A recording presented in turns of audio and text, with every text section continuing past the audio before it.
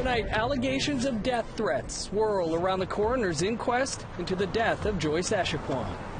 We're using this tool to combat COVID-19 for this particular time. First Nations in northern Manitoba will start working with the RCMP to enforce COVID-19 restrictions. My mentor, Shira, said to me, "You tell stories all the time, and they're such good stories." And her mentor's idea was so good, she wrote 3 books based on her own stories.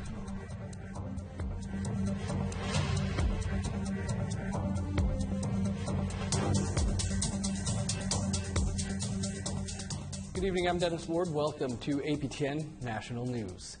We're now in week 3 of the Echaquan Commission, a coroner's inquest examining the death of Joyce Echaquan, an Atikamekw mother who live-streamed racist remarks by nurses before her death in a Quebec hospital last September. But the hearings broke pace on Tuesday morning when they opened with an apology from the woman in charge. Here's Lindsay Richardson with more. The Echaquan Commission hearings wrapped without issue Friday, just ahead of the long holiday weekend. Except the calm was short-lived.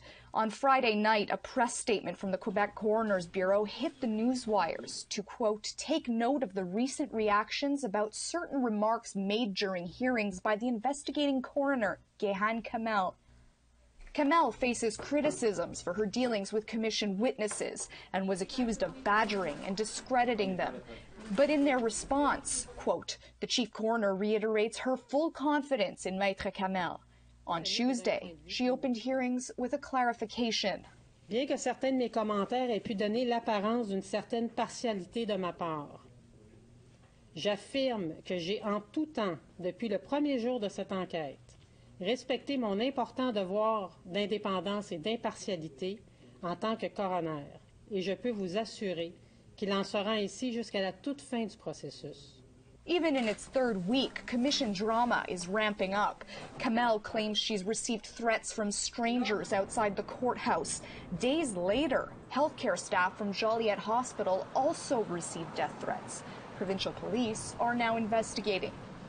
But over the weekend, Atikamekw leaders came forward claiming Joyce Echaquan's eldest daughter was also threatened in Trois-Rivières, but are calling for calm while police investigate. Unlike other witnesses speaking during these hearings, the Echaquan family did not receive any special protection during their daily presence at the courthouse.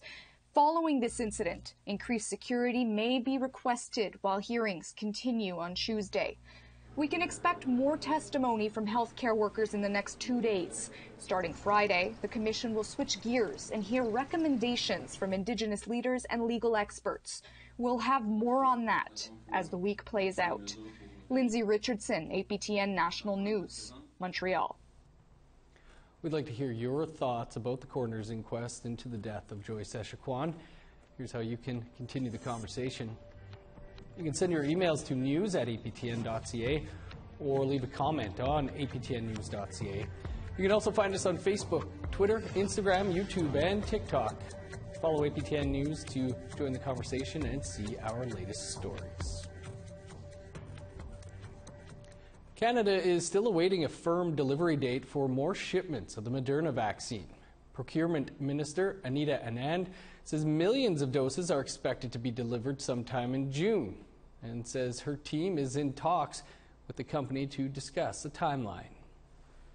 The point that I have repeatedly stressed to Moderna is the urgent need for a delivery schedule relating to June and July deliveries.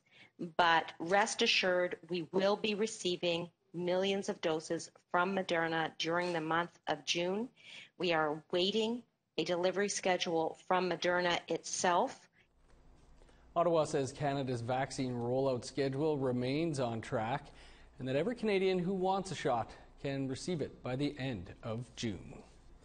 With the continued drop in COVID-19 cases, hospitalizations, and deaths across the country, it appears the 3rd wave is receding, with the notable exception of Manitoba, who continues to be hard hit. Tuesday at the daily federal COVID-19 briefing, the Prime Minister announced more help for the province, including sending military aid and Red Cross medical personnel to 23 Indigenous communities. Jim Carr is the federal representative for the Prairies and lives in Winnipeg. He told APTN that the federal government is quickly responding to provinces and communities requesting assistance. My province is going through a very tough time. There are an awful lot of people who have become sick. The stresses and strains on our healthcare system are to the limit and sometimes beyond, and that's where the focus of our energy will be. Canada has the capacity to respond to these requests, and we're doing it in a timely way, and we will continue to as the situation changes. Meanwhile, the organization representing First Nations in northern Manitoba will now be working with the RCMP to help enforce pandemic bylaws to help stop the spread of COVID-19. Prior to this, leadership in communities were struggling with finding ways to support their bylaws. A number of communities have had to deal with outbreaks, with some having the military called in. With the new protocol, officers may investigate offenses and lay charges against the person who breaks a local COVID-19 bylaw enacted by Chief and Council. But MKO Grand Chief Garrison Satie says it's up to each First Nation to determine how they want the enforcements to work. We're using this tool to combat COVID-19 for this particular time. It's by no means trying to take away the sovereignty nor disrespect the autonomy of each First Nation. It's a choice that will be left up to them. We're just providing a mechanism how they can enforce their bylaws if they chose to do so. Saskatchewan is bracing to move to phase 1 of its reopening plan this week. But with the province passing its 70% vaccination threshold of those aged 30 and up for phase 2, Saskatchewan can now set a date to reopen further. Driving down our case numbers, our hospitalizations, and they are making Saskatchewan safer. The province is scheduled to move into phase 2 on June 20th. That will allow table capacity for bars and restaurants to lift and gatherings of up to 150 people in places like bingo halls, theaters, and libraries. Nova Scotia says it's moving up second doses for everyone in the province. Depending on when the first dose was administered, Nova Scotians can get their second shot 2 to 4 weeks earlier than planned, which could also mean herd immunity in the province could come much sooner. And if enough people move up their second dose appointments, we could reach the required minimum level of to give population immunity of 85% of all those who are eligible for vaccine by early September. And that's much earlier than we were anticipating when we started the vaccine program. That province also says those who got the Moderna vaccine for their first dose could be getting a Pfizer shot for their second. After a 2-month shutdown battling the third wave, British Columbia announced the easing of some COVID-19 travel restrictions as part of its plan to start reopening the province. APTN's Lee Wilson has more. This is a very important day in our fight against COVID-19. Today, at a press conference, BC Premier Horgan announced a reopening plan. Over 2 months ago, the province announced a circuit breaker, shutting down indoor gatherings and dining to stop the spread of COVID-19.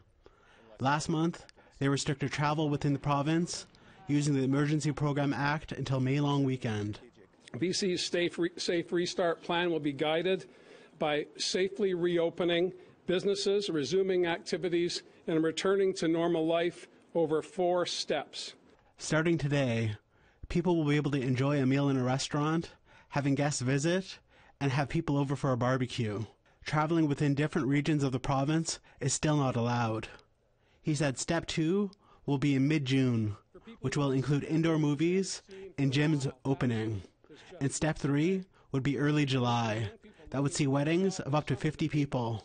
Step 4, later in the summer, is where life would start returning to normal. BC Public Health Officer Bonnie Henry voiced expressed joy as she announced the progress the province has made. This is indeed a good day, and one that I've been waiting for a long time, as I'm sure many people in British Columbia have too.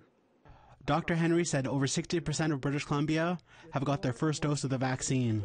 Hospitalizations and ICU visits are down. Case counts are going down, and vaccines are going up.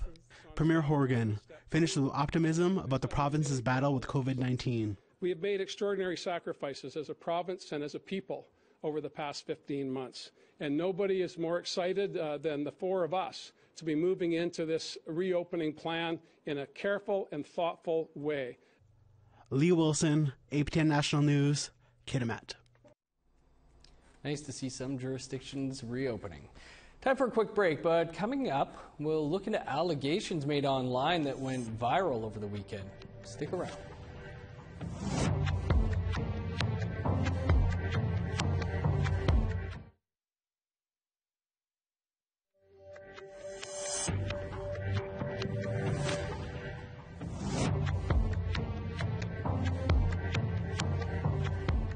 Welcome back. Fisher River Cree Nation in southern Manitoba has finally settled a land claim that was outstanding for almost 3 decades. With more on the details, here's our Daryl Stranger. Fisher River Cree Nation is located roughly 177 kilometers north of Winnipeg. Now, they have finally settled a land claim that's been on the books since 1994. Now, Canada set aside just over 2,900 acres in 1896 for agricultural purposes, but that was less than what was originally agreed upon between both parties. Now, with this claim settled, Fisher River will receive just over $15 million in compensation for the land. Now, Chief David Crate has not given APTN an interview, but in a news release, he said in part, "After this long history and the cooperative negotiations undertaken by both parties, the Chief and Council of Fisher River Cree Nation is hopeful that this resolution will be part of a long and prosperous relationship between the First Nation and the Government of Canada." Now, in the same release, Crown Indigenous Relations Minister Carolyn Bennett said that she hopes the settlement is a step towards reconciliation. Quote, "Settling long-standing specific claims through cooperative partnership is a key step towards rebuilding our nation-to-nation relationship with Indigenous peoples." Now, since April of 2020, there have been 36 specific claims settled with over $1.7 billion of compensation for those claims. Pasqua First Nation in Saskatchewan settled a 16,000-acre claim for roughly $9,000 an acre. Joyce in Manitoba settled a claim for about $15,000 an acre. And Roseau River south of Winnipeg settled a claim for about $10,000 an acre. Now, Fisher River's average per acre is roughly about $5,000. Daryl Stranger, APTN National News, Winnipeg. To a story out of British Columbia now, where a Métis activist and lawyer has alleged that Indigenous girls as young as 9 years old have been forced to have IUDs inserted by doctors to prevent pregnancy should they be sexually assaulted in the foster system. Joining us for more on this allegation is host Melissa Ridgen. Melissa, good to see you. The tweet that started this all was made Friday by Métis lawyer and activist Breen Ouellette. Said, quote, "I was informed today that social workers in BC have forced Indigenous children under the age of 10 to have IUDs inserted by doctors. Within the last decade, then they failed to ensure these children have follow-up care. Canada is committing genocide against Indigenous nations." What have you been able to find out about what's behind those tweets? I mean, obviously the allegations are shocking that these girls, he implies it's plural, had been taken by social workers to doctors to have IUDs inserted to prevent pregnancy in the foster system. He says these girls are under age 10, well below the age of consent for either sex or to say that, yes, I would have this form of birth control. The tweet went viral, 7,000 retweets about it, shared widely on other social media platforms. Vancouver's News 1130 did a story about it, but Mr. Ouellette is saying since the tweet that he has no further comment. I've left 2 requests with him, have heard nothing back. Vancouver's News 1130 says that, reports that he also wouldn't comment to them. So have you been able to find out any more about the allegations that Mr. Ouellette made? You know, Canada has a long-standing history of sterilizing Indigenous women. We know this at APTN. We've covered, you know, hundreds of stories, right? I reached out to the BC representative for children and youth to find out what they know about this. They said that they only know what Mr. Roulette tweeted. They have no firsthand knowledge of anything like this. There's been no reports made to them, but they had said that this is shocking. They said that this would obviously be a traumatic experience to any child who has had this done to them, and they're looking into it. They also then said, contact the Ministry for Children and Family Development in BC. That's, of course, who runs the foster system there. I just heard back from them right before talking to you. I'm just going to read to you what they said. These disturbing allegations, we've heard nothing about these through the Ministry of Health, nor the Ministry of Children and Family Development is aware of a practice like this happening in BC. The representative for Children and Youth has also stated that they've not received any reports of this occurring. The Ministry of Children and Family Development takes allegations of this nature very seriously. We would encourage anyone who has information regarding these allegations to visit engage.gov.bc.ca/addressing racism to share any information that they have. So they're open to firsthand knowledge of this. So that said, then what happens next here?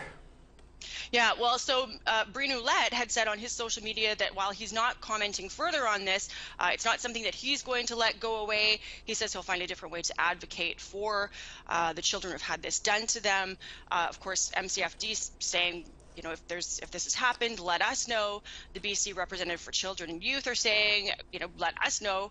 So I guess we just wait and see who comes forward to them. We wait and see what Breen Ouellette does, and we follow it from there.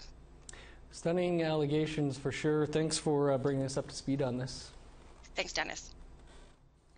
Time to step aside for one more quick break. Coming up, we'll check in with Mickey Colton and her latest endeavor. I took a course, and my mentor, Shira, said to me, you tell stories all the time, and they're such good stories. I think you should share them. So why don't you write a book about your horses? And I thought, okay, that actually didn't sound like a bad idea, so that's why I did it.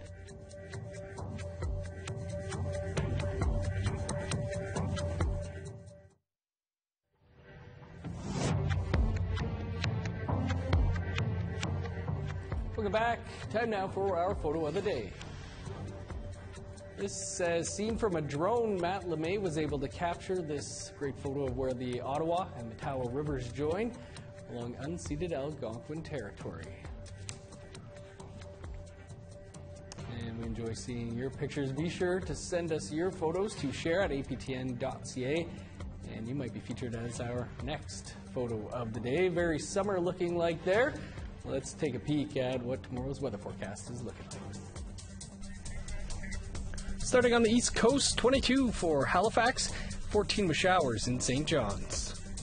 Chance of snow and a high of 4 for Kuujjuaq, 8 with rain for Happy Valley Goose Bay, 29 and showers in Montreal, 23 with rain for Chibougamau, 25 and cloudy in Sault Ste. Marie, rain, and 24 for North Bay, a high of 9 and rain in Thunder Bay, 25 in Sioux Lookout. -2 with snow in Churchill, 4 and a chance of snow for God's Lake. A high of 9 with showers in Winnipeg, 8 in Dauphin. 13 in Regina, 14 in Saskatoon. 14 for Meadow Lake and Buffalo Narrows. Over in northern Alberta, 17 for Fort McMurray, showers and 16 in High Level. 18 for Edmonton, 15 and cloudy in Medicine Hat. Rain and 16 for Vancouver, 24 in Kamloops. 16 with showers for Prince George, 10 and rain in Smithers. 7 in Old Crow, 12 with showers for Whitehorse. 11 and sunny for Yellowknife, 14 in Norman Wells. +3 with snow in Inuvik, -3 in Sax Harbor. -3 for Cambridge Bay, +1 in Baker Lake. -2 in Resolute and Arctic Bay.